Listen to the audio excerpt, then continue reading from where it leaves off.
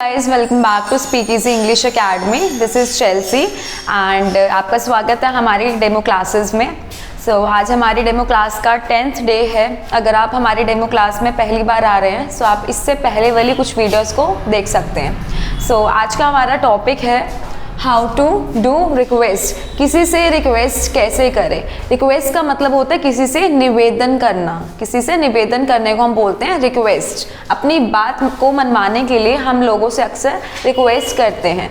Request करने के कुछ पैटर्न्स होते हैं, कुछ तरीके होते हैं। तो आज हम उन्हीं पैटर्न्स को सीखेंगे। आपका आज का फर्स्ट पैटर्न है प्लीज़। प्लीज़ आप जानते होंगे, आप यूज़ भी करते हैं शायद अपने डेली रूटीन लाइफ में। प्लीज़ का मतलब होता है कृपया। कृपया आप मेरा यह काम कर दो, कृपया वो काम कर दो, कृपया ये कर दो, कृपया यहाँ आ जाओ, कृपया मेरी मदद कर दो। ऐसे सारे सेंटेंसेस के लिए हम प्लीज़ यूज़ करते हैं। प्लीज़ के बाद मैंने लिखा वर्ब की फर्स्ट फॉर्म। वर्ब की फर्स्ट फॉर्म मीन्स आप जो भी काम करवाना चाह रहे हो सामने वाले पर्सन से, जो भी एक्शन करवाना चाह रहे हो उसको हम वर्ब्स कहते हैं। आपको उसकी वर्ब की फर्स्ट फॉर्म लिखनी है। इसका पहला एग्जाम्पल है यहाँ पे, कृपया यहाँ आइए। आप बोलना चाह रहे हैं कृपया यहाँ आइए, आप किसी से रिक्वेस्ट कर रहे हैं। यहाँ आइए, आइए का मतलब होता है आना। आने को हम इंग्लिश में कहते हैं कम। तो प्लीज़ के बाद आप यूज़ करें वर्ब की फर्स्ट फॉर्म। तो आप बोलते हैं प्लीज़ कम हेयर। हेयर का मतलब होता है यहाँ। हेयर का मतलब होता है यहाँ। देयर का मतलब होता है वहाँ। नेक्स्ट सेंटेंस है हमारा कृपया मेरी मदद कर दो। कृपया मेरी मदद कर दो। आप किसी से रिक्वेस्ट कर रहे हैं अपनी मदद के लिए।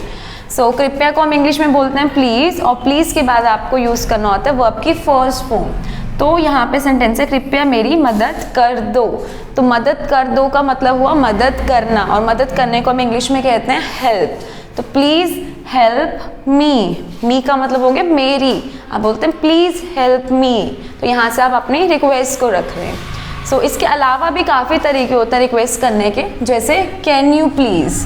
कैन यू प्लीज़ इसका मतलब ये होता है आप किसी से रिक्वेस्ट कर रहे हैं, क्या आप मेरी मदद कर दोगे, क्या आप यहाँ आ जाओगे। तो इस तरीके से जब भी हम पोलाइटली किसी से रिक्वेस्ट करते हैं, बहुत ज़्यादा पोलाइटली किसी को हम रिस्पेक्ट करते हुए रिक्वेस्ट करते हैं, तो हम यूज़ करते हैं कैन यू प्लीज़ का। तो यहाँ पे कुछ एग्जाम्पल्स लिखे हैं इसके। क्या आप मुझे अंग्रेजी सिखा दोगे। तो आप एक तरीके से रिक्वेस्ट कर रहे हैं कि आप मुझे अंग्रेजी सिखा दोगे। तो आप बोलते हैं can you please. Can you please सिखाने को या पढ़ाने को हम इंग्लिश में टीच कहते हैं, और मुझे को इंग्लिश में मी कहते हैं। Can you please teach me. क्या सिखाने की बात हो रही है, इंग्लिश। तो आप बोलते हैं can you please teach me English. अब इसमें एक और सेंटेंस देखते हैं कि क्या आप मेरी मदद कर दोगे। क्या आप मेरी मदद कर दोगे। इसे हम ऐसे भी बोल सकते हैं मेरी मदद कर दो, कृपया मेरी मदद कर दो, प्लीज़ हेल्प मी। या फिर इसे थोड़ा सा और अगर हम पोलाइट कर दे, बहुत ज़्यादा अगर प्यार से हम किसी से रिक्वेस्ट करेंगे तो बोलेंगे कृपया की जगह क्या आप मेरी मदद कर दोगे। तो इस सिचुएशन में बोलते हैं can you please. Can you please give me a hand. Give me a hand का मतलब ये होता है मदद करना। किसी की मदद करना is give someone a hand होता है। तो आप बोल रहे हैं मेरी मदद कर दो। तो यहाँ पे हमने यूज़ किया गिव मी अ हैंड। अब आप इसकी जगह ये भी बोल सकते हैं can you please help me, but मैंने इसमें आपको कुछ नए वर्ड सिखाए हैं, that is can you please give me a hand. Give me का हैंड का मतलब हो गया कि मदद करना। इनके अलावा भी कुछ पैटर्न्स होते हैं। For example could you. Could you का यूज़ करते हैं हम वेरी पोलाइट कंडीशंस में, वेरी पोलाइट सिचुएशंस में। जब आप किसी की बहुत ज़्यादा रिक्वेस्ट करते हो, बहुत ज़्यादा पोलाइटली रिक्वेस्ट करना चाहते हैं, तब आप यूज़ करेंगे कुड यू। कुड यू के साथ प्लीज़ लगाने की ज़रूरत नहीं है वैसे, क्योंकि कुड यू खुद ही एक फॉर्मल पैटर्न होता है, बहुत ज़्यादा ही प्लीज़ इसमें खुद में होता है। तो आपको इसमें प्लीज़ बोलने की ज़रूरत नहीं है, आप सिर्फ और सिर्फ कुड यू का यूज़ करेंगे। तो इसमें कैसे बोल सकते हैं क्या आप मुझे एक गिलास पानी दे दोगे। आप किसी को बहुत आराम से बहुत पोलाइटली कह रहे हैं कि क्या आप मुझे एक गिलास पानी दे दोगे। कुड यू, अब देने को गिव कहते हैं। Could you give me a glass of water. Could you give me a glass of water. अब और सेंटेंसेस देखते हैं। क्या आप मेरा एक काम कर देंगे। क्या आप मेरा एक काम कर देंगे, एक छोटा सा काम कर देंगे। अब काम करने को कहते हैं हम फेवर देना। किसी का काम करना है, फिर किसी से काम लेना है, इसको हम कहते हैं favour. Could you do me a favour. काम करने को हम बोलते हैं, करने को हम बोलते हैं डू। बेसिकली क्या बोलते हैं, करने को हम डू, डिड, डन। तो यहाँ पे कुड यू के बाद वर्ब की फर्स्ट फॉर्म आई है डू। तो could you do me a favour.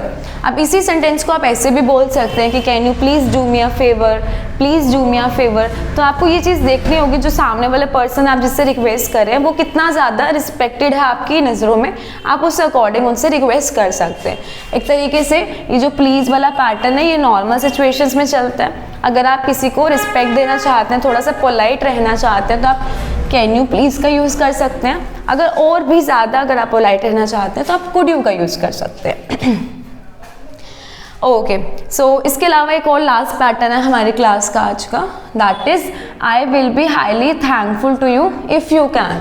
इसका मतलब होता है मैं आपकी बहुत शुक्रगुजार रहूँगी अगर आप मेरी मदद कर दोगे तो। मैं आपकी बहुत शुक्रगुजार रहूँगी अगर आप मेरा एक काम कर दोगे तो हम कई बार इस तरीके से भी रिक्वेस्ट करते हैं जब हम अपनी बात को मनवाना चाहते हैं। कोई बड़ी बात है, आपको पता है कि बहुत बड़ी बात है, आप रिक्वेस्ट कर रहे हैं, तो तब आप ये यूज़ कर सकते हैं। फॉर एग्ज़ाम्पल, मैं आपका बहुत आभारी रहूँगा अगर आप मुझे कुछ पैसे उधार दे सके।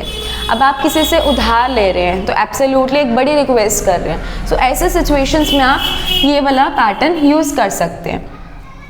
आई will be highly thankful to you if you can lend me some money. अब यहाँ पे मैंने एक वर्ड लिखा है लेंड। यहाँ तक तो आपको समझ आ रहा होगा इफ़ यू कैन, क्योंकि इफ़ यू कैन तक तो पैटर्न है, अगर आप मेरी मदद कर सके। अब लेंड का मतलब होता है उधार देना। अगर किसी को उधार देने की बात हो रही है तब हम यूज़ करते हैं लेंड वर्ड का, कि क्या आप मुझे कुछ पैसे उधार दे दोगे। उधार दे दोगे का मतलब हो जाएगा lend. So it will be so kind of you if I will be highly thankful to you if you can lend me some money. Lend का मतलब हो गया उधार लेने से। सो नेक्स्ट सेंटेंस है आपका, मैं आपकी बहुत आभारी रहूँगी अगर आप मुझे 2 दिन की छुट्टी दे सके। सपोज आप वर्किंग है, तो वर्किंग अगर आप छुट्टी लेना चाहते हैं और आपके बॉस आपको कह रहे हैं कि बहुत इंपॉर्टेंट अभी वर्क चल रहा है और आप तब भी छुट्टी लेना चाहते हैं, तो आप इस पैटर्न का यूज़ कर सकते हैं कि sir I will be highly thankful to you, मैं आपकी बहुत शुक्रगुजार रहूँगी या रहूँगा अगर आप मेरी इफ़ यू कैन। अब छुट्टी देने को हम क्या बोलते हैं, ग्रांट लीव कहते हैं। If you can grant me leave for 2 days, for 3 days, for 5 days। तो जब भी आप कोई बड़ा काम किसी से करवाते हैं, रिक्वेस्ट करते हैं, तब आप इस पैटर्न का यूज़ कर सकते हैं। ये बहुत ही ज़्यादा यूज़फुल पैटर्न है। So that's it. आप प्लीज़ ट्राई करना कि आप जितनी भी रिक्वेस्ट कर रहे हैं तो आप ट्राई करना प्लीज़ से, या फिर can you please, could you, या फिर it will be so kind of you, I will be highly thankful to you. मैंने जितने पैटर्न्स लिखे हैं नेक्स्ट टाइम से आप उन सेंटेंसेस के थ्रू ट्राई करना। So that's it for today's class. So guys आज हमारी ये डेमो क्लास का 10th डे था।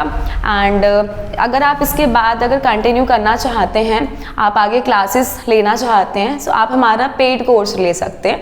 अभी जो हमारा पेड कोर्स है उसकी अमाउंट है 1000 रुपीज़, बट फिलहाल अभी डिस्काउंट चल रहा है, तो वो आपको कोर्स सिर्फ और सिर्फ ओनली 500 में मिल सकता है। सो आप इसके बारे में और जानने के लिए हमें इस नंबर पे मैसेज कर सकते हैं, व्हाट्सअप कर सकते हैं।